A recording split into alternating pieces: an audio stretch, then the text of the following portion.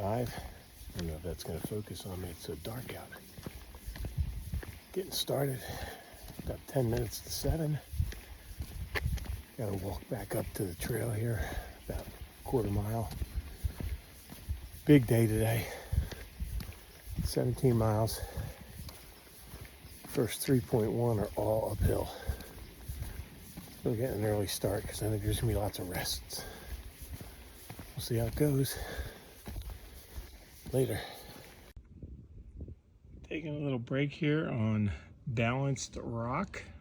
There's a lot of rocks here, so I'm not sure which one is the balanced rock. It might be the one I'm sitting on. I don't know what that, supposed to put your left foot down there or something?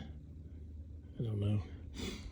But if you look out across there, that point right there, so we zoom in, right up there, is the pinnacle. I was there yesterday afternoon, late in the day, came around the backside of that mountain and hiked down that mountain, down behind these trees out there, and sheltered the night before, and then hiked up and over to here, 5.3 miles to get here. So yeah, good view. It's a little hazy out.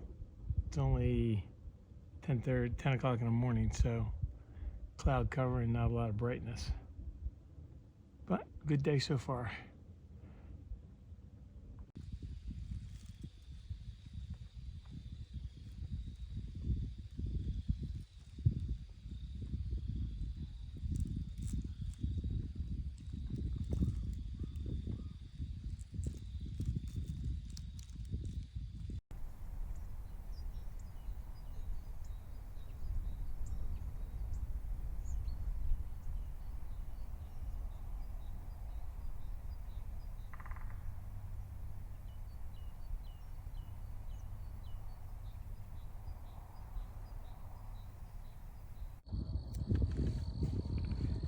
I think this is called balance rocks or balancing rocks.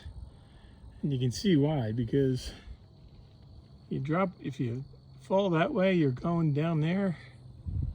If you fall that way, you're going way down there. The trail goes right across the top of all that. You can see those white blazes. Thank God it's dry, because this would be nightmarish if it was wet. I'm definitely not going to video while I try to walk across this thing, but I wanted you to see it.